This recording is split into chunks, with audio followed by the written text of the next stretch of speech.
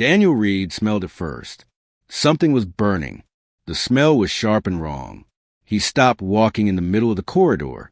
His hand moved to the radio on his vest without thinking. Around him, the space station was busy like always. Aliens of many different types walked past him. Some looked at him with careful eyes. Others looked at him with dislike. Daniel was used to these looks by now. He had worked on the station for 2 years. Most aliens did not trust humans. The alarm started 3 seconds later. It was not the soft beeping sound of practice drill. This alarm was loud and high. It hurt Daniel's teeth. Red lights filled the corridor. They spun around, making shadows dance on the walls. The crowd around him changed in one heartbeat. People who were walking calmly started to panic. A group of bug-like aliens called Quillers ran in 6 different directions. 2 tall Valorans grabbed their shopping bags and ran toward the shelter signs. Valorans looked like big birds. They had shiny feathers of many colors. Daniel's radio made a crackling sound. Then a voice spoke. "All security personnel, this is command. We have a critical coolant leak in Sector 9. Toxic gas is spreading to other areas. Full station evacuation ordered. I repeat, full evacuation." Daniel's training took over. His body moved before his mind could think. He started walking against the crowd. Everyone else was running away. Daniel was running toward the danger. He checked doorways as he went. He looked for anyone who might need help. Most aliens on this station were faster than humans. They were better at handling emergencies. Usually, they did not need him. Daniel reached the residential quarter. The crowd was thinner here. This section should have been empty already. The evacuation protocol was clear. Everyone knew the escape routes. But Daniel had learned something during his 2 years here. Protocols in reality were not always the same. Then he saw it. The nursery door was still sealed shut. The little window in the door showed lights on inside. But the entrance was locked. Daniel's stomach dropped. Fear hit him hard. He ran to the door. He pressed his face against a thick glass window. He saw 3 small shapes in the center of the room. Hatchlings. Baby Valorans. They were barely bigger than his 2 fists together. Their tiny beaks opened and closed. They were calling for help, but Daniel could not hear them through the thick door. Gray, fluffy feathers covered their small bodies. They did not have the bright colors of adult Valorans yet. Daniel pulled out his radio. "Command, this is Reed. I have 3 juveniles trapped in nursery 7B. The door is sealed, and I cannot override it from here." Static noise answered him. Then a voice came through, barely clear enough to hear. "Reed, negative on rescue attempt. Gas levels are rising in that sector. Evacuation route Delta is compromised. Get to the nearest shelter now." "That is an order." Daniel looked through the window again. The hatchlings had seen him. They pressed closer together. Their fear was clear, even though they were a different species. To them, Daniel was a predator, a death-worlder, something their parents had probably warned them about. Humans came from a dangerous world. They were strong and could be violent. Daniel checked the security override pad. The nursery door had a manual release, but using it would set off more alarms. It might trap him inside if the corridor became dangerous. Protocol said to leave them. Protocol said 1 human life was not worth the risk. The babies might die anyway. That is what the rules said. But Daniel thought about something else. He remembered the apartment fire in Seattle. That was 7 years ago. A different life. He remembered the building that collapsed while he was trying to reach the upper floors. He still heard those sounds in his sleep, sometimes. He still saw the faces of the families afterward, the people he could not save. His hands moved before he finished thinking. He punched in the override code. He pulled the manual release. The door made a hissing sound and opened. Sharp smoke rolled into the nursery immediately. Daniel jumped inside and slapped the emergency seal button. The door crashed shut behind him. The sound was final. It made his heart race fast. The hatchling screamed. The sounds were high and full of terror. Something in Daniel's chest tightened painfully. The babies scrambled away from him. They climbed over each other, trying to get to the far corner of the room. Their small claws scraped on the smooth floor. They could not get a good grip. Hey, it's okay," Daniel said. He knew they could not understand his words, but he hoped his tone might help. He stayed low. He made himself as small as possible. He moved slowly. The air in the nursery was better than in the corridor, but Daniel could see yellow mist coming through the air vents near the ceiling. They had only minutes, maybe less. He tried the internal communication panel on the wall. It was dead. The backup power had failed. His radio made only static noise now. The station systems were failing one by one. Through the small window, Daniel could see the corridor filling with yellow fog. No one was coming. No one even knew he was here. Daniel took off his jacket. He moved toward the hatchlings. They pressed themselves against the wall. They made themselves as small as possible. Their little eyes watched his every movement. The eyes were too smart for babies. One of them opened its beak in a threat display. It would have been cute if the situation was not so desperate. The temperature was already dropping. Daniel could see his breath now. The station's climate control was failing with everything else. This section was designed for Valoran comfort. That meant it was cool even on a good day. These were cold-blooded babies. They did not have their parents' body mass to keep warm. The cold would kill them long before the gas reached them. Daniel sat down slowly. He stayed several feet away from the terrified hatchlings. He could try to grab them, but they would fight. They would hurt themselves in their panic. He needed them to choose him. He needed them to trust him just enough. So he did the only thing he could think of. He started to hum. It was an old tune his mother used to sing. Something about stars and sailing. The hatchlings stopped moving. Their heads tilted in that bird-like way. They were confused by the soft sound coming from the predator. The cold came faster than Daniel expected. Within 20 minutes, frost began forming on the metal walls of the nursery. His fingers felt stiff and clumsy, but that was not what worried him most.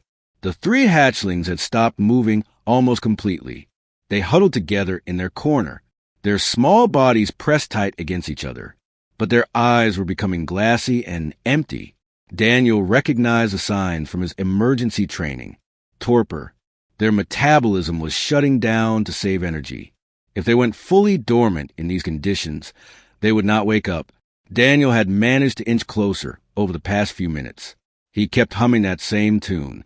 Now, he sat maybe 4 feet from them. He was close enough to see tiny frost crystals forming on their fluffy feathers. His jacket lay between them. He had offered it to them. They had rejected it. They were too scared to take anything from him. "Come on, little ones," Daniel whispered. "I know I'm scary. I get it, but you'll die if you stay over there." One of them made a sound, the smallest one. It was barely a chirp. The sound was weak and fading. Its siblings pressed closer to it. They were trying to share warmth they did not have. Daniel watched their breathing slow down even more. He was out of time. Daniel pulled off his gloves and outer shirt. He was left in just a thin thermal undershirt. The cold bit into his skin immediately. Goosebumps rose across his arms. He took a deep breath. Then he moved quickly, not aggressive, but purposeful. He scooped up all three hatchlings in one smooth motion. He pulled them against his chest.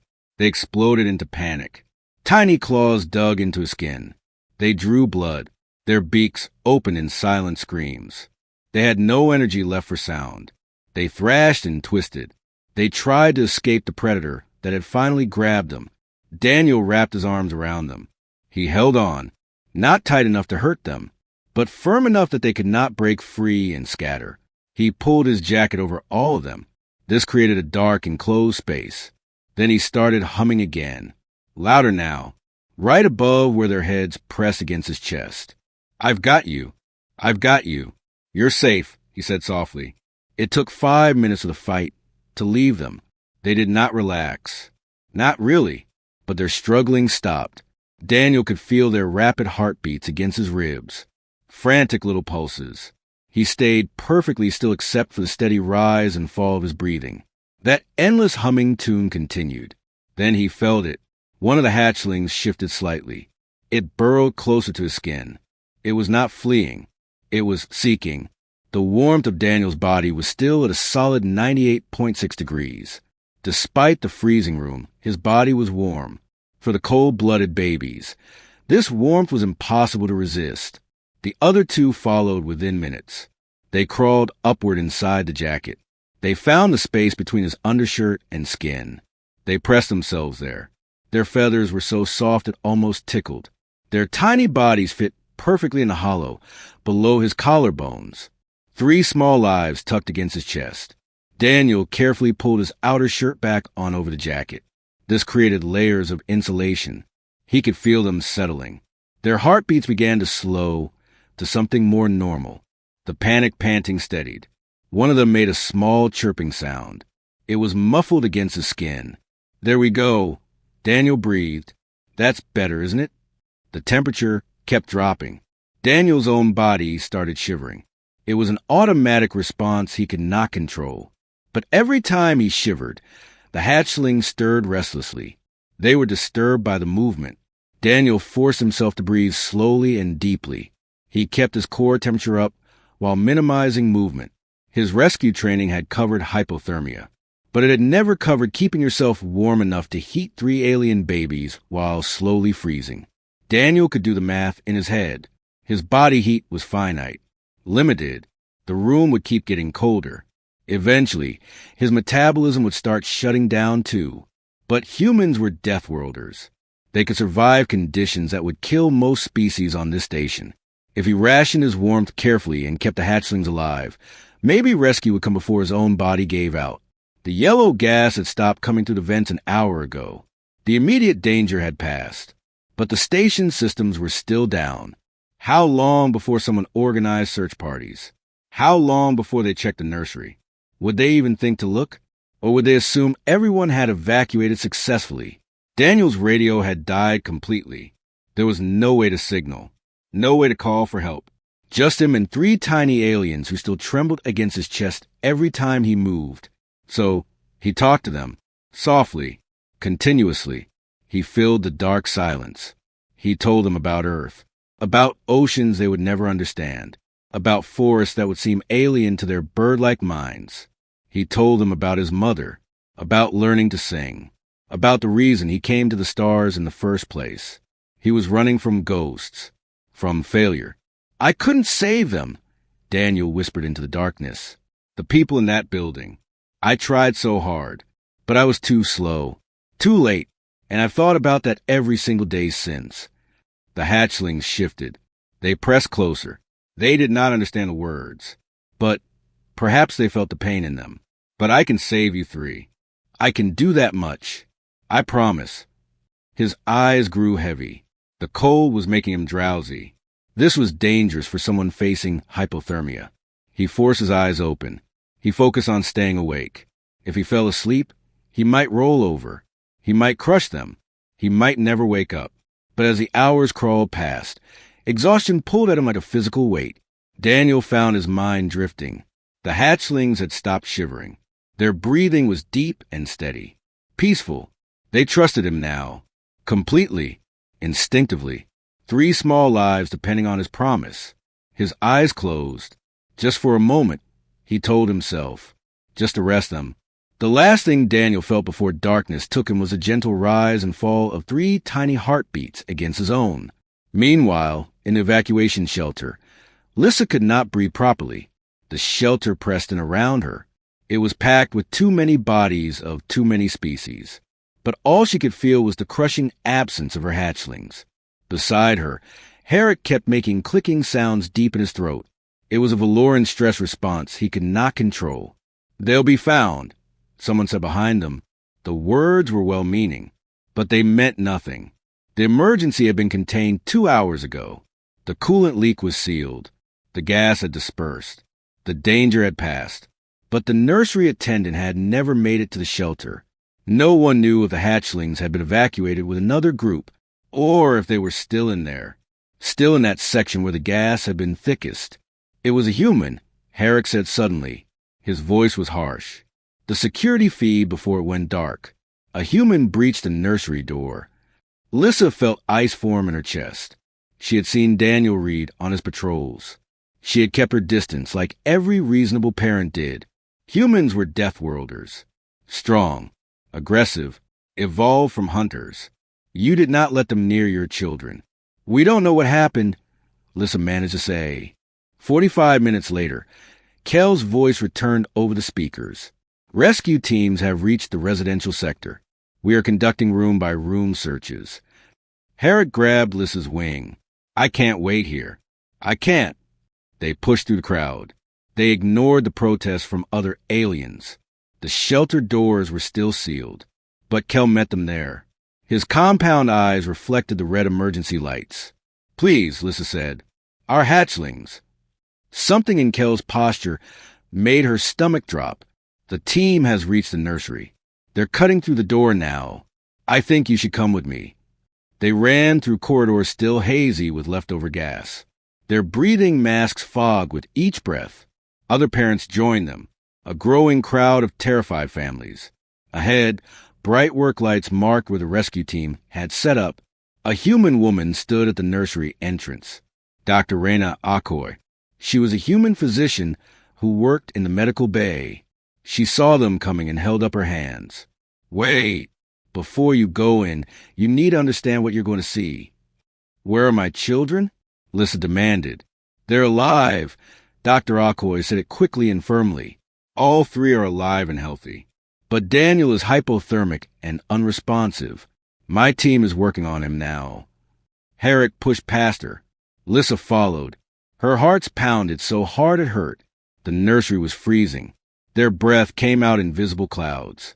Rescue workers crowded around something in the corner. Medical equipment beeped steadily.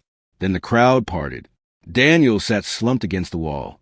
His face was pale as death. 2 medics worked on him. They wrapped heated blankets around him. They checked his vital signs. But that was not what made Lissa stop breathing. 3 small gray heads poked out from inside Daniel's shirt. Pip, Trill, and Whisper. She knew them instantly. She knew their exact patterns. The tiny variations in their downy feathers. They blinked sleepily at the bright lights. They made confused chirping sounds. They were warm, alert, alive. We can't move them yet, one of the medics said. They're too comfortable. Disturbing them might worsen his condition. His body temperature is dangerously low. We think he's been keeping them warm for hours. Lissa moved forward slowly. Her mind could not process what she was seeing. Daniel's eyes flickered open as she approached. His lips moved. Barely a whisper. Are they okay? Please tell me they're okay. The smallest hatchling, Whisper, chirped happily at the sound of his voice. She nuzzled against his chest. Completely content. They're perfect, Lissa heard herself say. You saved them. Daniel's eyes closed again. The medics started carefully extracting hatchlings. They moved them to a heated carrier. Each one protested. They chirped and reached back toward Daniel with their tiny claws. They did not want to leave him. Herrick stood frozen. He was staring. Other Valorans crowded the doorway. They watched in silence. This was not possible. This was not how the story was supposed to go. Humans were dangerous. Humans were aggressive. Humans did not sacrifice themselves for alien children. Dr. Akoy worked efficiently. She directed her team. Get him to medical now. We need to raise his core temperature slowly. And someone figure out how to explain this to the rest of the station. They lifted Daniel onto a stretcher. As they carried him past, Lissa reached out without thinking. She touched his cold hand. His fingers twitched slightly. Thank you, she whispered. Thank you for my babies. The crowd in the corridor parted as they brought Daniel out. Word had spread fast. Dozens of aliens lined the walls. They watched the unconscious human pass. Some looked confused. Some looked guilty. All of them looked shaken. The hatchlings chirped constantly. Their sounds echoed down the corridor. They had been separated from their new protector, and they wanted everyone to know they were unhappy about it. Station Administrator Kel stood at the medical bay entrance. He watched as they rushed Daniel inside. Then he turned to face the growing crowd. I think, he said slowly, we need to have a station-wide conversation about humans. Herrick finally moved. His legs carried him to where Lissa held their hatchlings. He touched each one gently. He checked them over with shaking hands. All 3 were perfect, unharmed, trusting. He could have left them Herrick said quietly. He could have saved himself. Lissa looked at the medical bay doors. Humans and aliens worked together inside to save the man who had proven every prejudice wrong. But he didn't, she said. Daniel woke to the sterile smell of the medical bay. He had an overwhelming sense that something was wrong. He tried to sit up. Immediately, he regretted it. Every muscle in his body screamed in protest. Easy. Dr. Aqua appeared beside his bed. She gently pushed him back down. You've been out for 18 hours. Your body temperature dropped to dangerous levels. You're lucky to be alive. Memory flooded back. The nursery. The cold. The hatchlings pressed against his chest. The babies, Daniel croaked. Did they make it? Raina smiled. All three are perfectly healthy. Better than healthy, actually. You kept them at optimal temperature the entire time. Though I have to say, that's possibly the most inefficient heating system I've ever seen. Relief washed through him so strongly that his eyes burned. Good. That's good. What you did was incredibly stupid, Raina continued, but her voice was soft. Also incredibly brave. The entire station is talking about it. Daniel closed his eyes. I don't want them to talk about it. I just want to go back to work. That's going to be difficult. You're kind of famous now.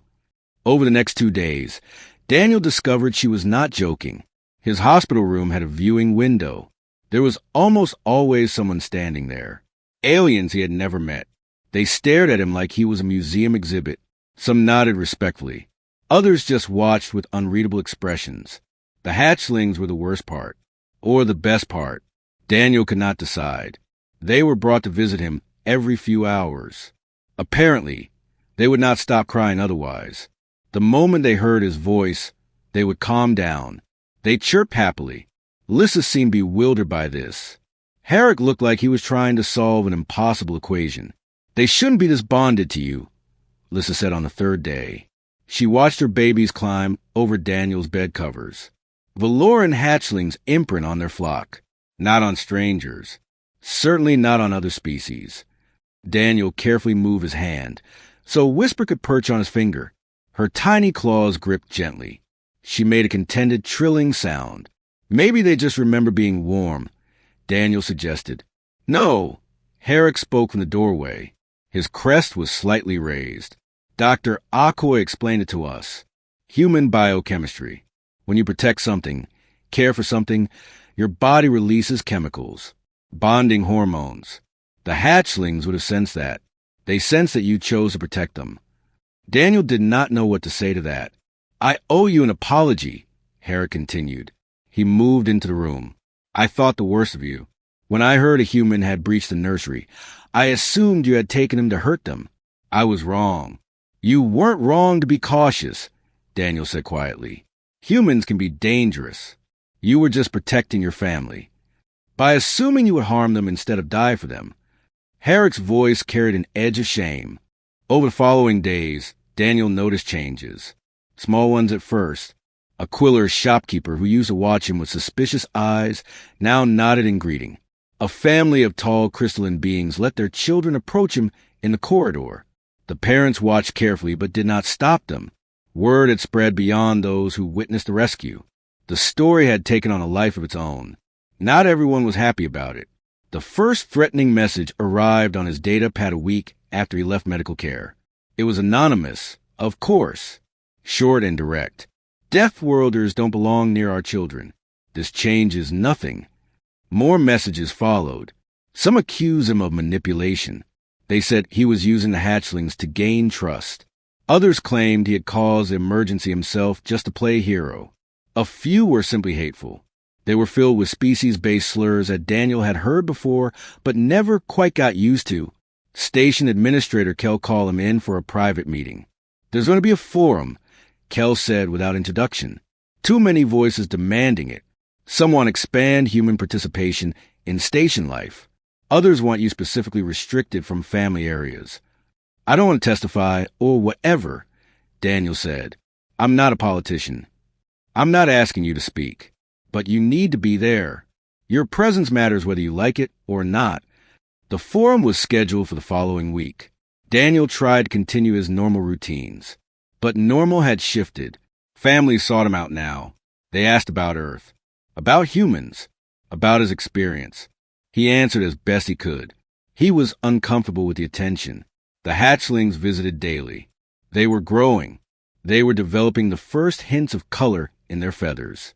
Pip showed green undertones. Trill had blue. Whisper was developing purple highlights.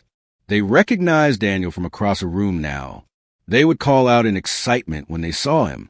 Lissa and Herrick started staying longer during visits. They shared meals. They talked about their lives and their culture.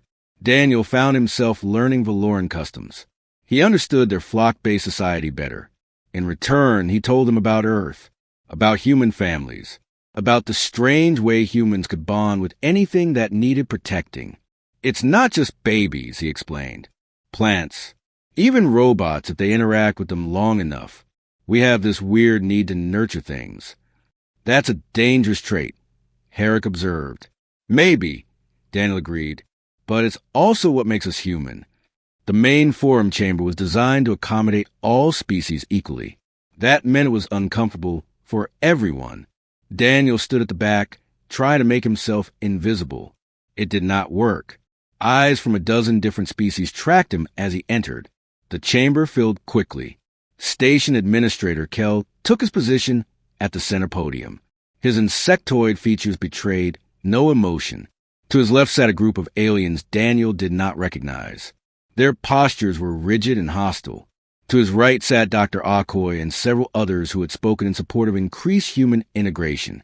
This forum, Kell began, has been called to address the question of human participation in station life, particularly regarding proximity to families and children. Recent events have brought this matter to urgent attention. A tall being from the left group stood immediately. Daniel recognized the species. Corin. They were known for their rigid adherence to tradition and hierarchy. Recent events have proven nothing, the Corin said. His translator rendered his clicks into flat words. One human acted against type. This does not change the fundamental nature of Deathworlders. They remain dangerous, unpredictable, and unsuitable for childcare or family proximity. Murmurs rippled through the crowd. Daniel felt his face heat. Another alien stood. This one Daniel did not know. My flock agrees. Humans have only been on this station for 3 years. 3 years is nothing against millennia of evolution that made them apex predators. We cannot risk our young based on one anomalous incident. It wasn't anomalous, Dr. Akoy stood. Her voice carried clearly. Daniel Reed's actions were completely consistent with human psychology. Humans evolved to protect helpless young even beyond their own species.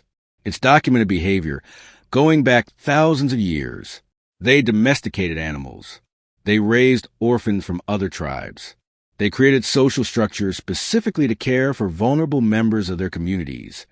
They also created weapons that could destroy their own planet. The Corin shot back. They have a history of warfare, of violence, of conquest.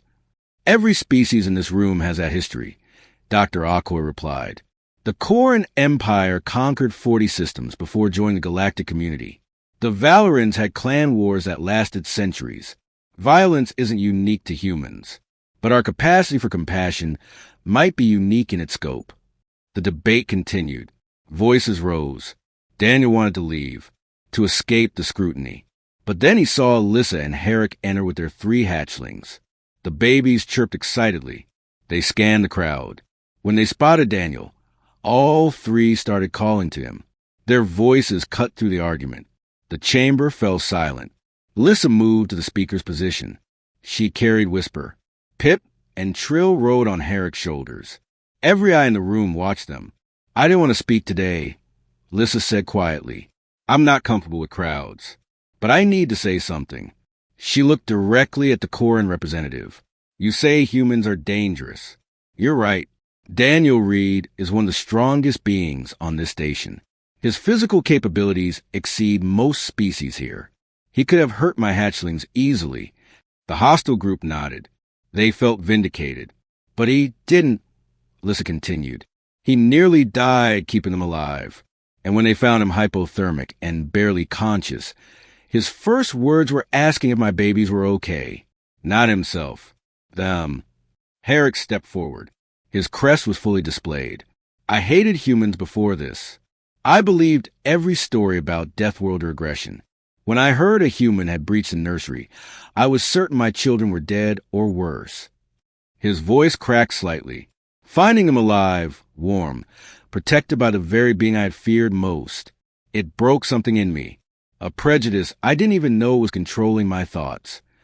Personal testimony is irrelevant. Another voice called out. Individual experiences don't determine policy. Then look at the data, Dr. Ako interjected. Since the incident, 17 families have requested Daniel specifically for emergency contact lists. 43 children of various species have approached him voluntarily. Not one negative interaction has been reported. Because they're following a trend, the Koran said. Social pressure to appear accepting. Daniel had heard enough. He moved forward before he could stop himself. The crowd parted. He reached the speaker's area. He felt exposed under the lights. I didn't ask to be here, he said. I didn't ask to be your example or your controversy. I saw children who needed help, and I helped them. That's it. That's precisely the problem, the Koran replied. You acted without authorization. You violated protocol. You risked station security. Daniel met his eyes. All 4 of them. Yes, it did. Because sometimes being alive means more than following rules. Those hatchlings would have died if I had followed protocol. The 3 days before the vote felt like 3 years. Daniel went about his duties. But everything was different now. Children waved at him in corridors. Parents nodded in greeting. But he also noticed the cold stares. He saw the way some families hurried past. The anonymous messages kept appearing on his data pad. The morning of the vote, Daniel stood in his corridor staring at his reflection. He looked tired. The past weeks had worn him down in ways the cold nursery had not. He was not built for politics. Not built for being a symbol. He was just a security guard who had made a choice. A soft chime at his door. Lissa stood outside with all 3 hatchlings. They were noticeably bigger now. Their colors were becoming more vibrant each day. They wanted to see you before the vote, she said. They get restless when you're not around. Daniel let them in. The hatchlings immediately scattered across his quarters. They explored with the fearless curiosity of young things who felt safe. Pip discovered Daniel's collection of Earth photos. He chirped at them excitedly. Trill found his boots and tried to nest in one. Whisper climbed directly up his leg and settled on his shoulder, her favorite spot. How are you feeling? Lissa asked. Honestly, I want this to be over. Whatever they decide, I just want to know. Herrick and I will speak today. Really speak. We've been talking to other families. Gathering support. You have more allies than you think. Daniel watched Pip try to climb a shelf. His tiny claws slipped. Daniel caught the hatchling before he fell. Pip trilled happily. He was completely unaware of any danger. They trust so easily, Daniel said. Doesn't that scare you? What if I had been the monster everyone thought I was? But you weren't. That's the point. Lissa gathered her children carefully. Trust has to start somewhere. They started it. Now we continue it. The forum chamber was even more packed than before. Daniel spotted aliens he had never seen on the station. Visitors who had come specifically for this vote. The tension in the air was thick enough to cut. Station Administrator Kell called the session to order. We will hear final testimonies, then vote on a measure to expand human participation in station life and remove current proximity restrictions around family areas. The Koran representative spoke first. He repeated his position. Humans were too dangerous, too unpredictable. One positive incident did not erase evolutionary reality. Several others echoed his concerns. Their arguments were logical and measured. Then Herrick took the podium. I was wrong, he said simply. I taught my hatchlings to fear humans. I told them stories about Deathworlders, about violence and aggression. I believed I was protecting them. He paused. His crest rose. But when they were dying in that nursery, it wasn't their own kind who saved them. It wasn't the species I had told them to trust. It was the one I had told them to fear. Lissa joined him. Her voice was steady. Valoran wisdom says that actions reveal character. Daniel Reed's actions revealed someone who values life above his own safety. Someone who saw children in danger and responded with protection, not harm. If we cannot acknowledge that, then what are we teaching our own children? More testimonies followed. A Quiller engineer whose child had been trapped in another section during the evacuation. Daniel's quick thinking had rescued them. A family of crystalline beings whose youngest had been injured. Daniel had stayed with them until medical help arrived. Story after story of small kindnesses. Quiet acts that no one had publicized. Dr. Akoy presented data. Crime statistics showing human involvement in incidents was below the station average. Psychological profiles demonstrating human capacity for empathy and cooperation. Medical records proving that Daniel's hypothermia had been life-threatening, that he had truly risked everything. The opposition presented their rebuttals, but their arguments felt thinner now, less certain. Finally, Kell called for the vote, all in favor of expanding human participation and removing current restrictions. The chamber lit up with voting indicators. Green for yes, red for no. Daniel watched the board fill with colors. His heart pounded. The green outnumbered the red, not overwhelmingly, but clearly. The measure passes, Kell announced. Effective immediately, humans are granted full participation in all station activities. Restrictions are lifted. The chamber erupted. Some cheered. Some protested. Most simply talked among themselves. Daniel felt numb. He had won, but it did not feel like victory. It felt like he could finally breathe after weeks of holding his breath. People surrounded him, some congratulating, some asking questions. Daniel answered automatically. His mind was elsewhere. Then the crowd parted. Lissa and Herrick approached with the hatchlings. "We discussed it," Herrick said, "and we want to offer you something." In Valoran culture, when someone saves a flock member's life, they become part of the flock, Lissa explained. Herrick held out a small braided band. It was made from what looked like woven feathers. "This is a flock marker. It means your family. It means our children are your children, and you are under our protection as we are under yours." Daniel took the band with shaking hands. "I don't know what to say." "Say you'll visit," Lissa said gently. "Say you'll let them continue to know you. They chose you, Daniel. Let us choose you, too." 3 months later, Daniel walked his patrol route through the residential sector. A group of children played in the corridor, multiple species mixed together. When they saw him, several ran up. They chattered about their day. Their parents watched from nearby. They were relaxed and smiling. Pip, Trill, and Whisper had their own quarters now in Lissa and Herrick's family unit. But they spent most evenings in Daniel's rooms. A nest they had built sat in the corner. It was modified from human bedding and Valoran design. Photos covered his walls documenting their growth. Daniel's radio crackled. "Reed, we have a situation in Sector 4. Family with younglings needs assistance." "On my way," Daniel responded. He was already moving. He passed a mirror in the corridor. He caught his reflection. The flock marker was braided into his hair now, a permanent reminder. He was not just security anymore. He was family. He was trusted. A small Quiller child ran past him, laughing. Her mother waved at Daniel. He waved back. Things had changed on the station. Not completely. There were still those who distrusted humans. Still those who kept their distance. But doors that had been closed were opening. Slowly, Daniel reached Sector 4. A family of Valorans stood outside their quarters. Their young one had gotten stuck in a maintenance shaft. Daniel knelt down and looked inside. 2 frightened eyes stared back at him. "Hey there," Daniel said softly. "I'm going to help you out. Okay? You're safe." The young Valoran hesitated, then slowly, carefully, reached out a small wing toward Daniel's outstretched hand. Trust, given freely, earned honestly. Daniel helped the child out. The parents thanked him profusely. Their relief was obvious. As Daniel continued his patrol, he thought about the journey that had brought him here, the fire in Seattle that had haunted him, the 3 hatchlings in a frozen nursery, the vote that changed everything. He had come to the stars running from failure, from ghosts, But he had found something unexpected: purpose, family,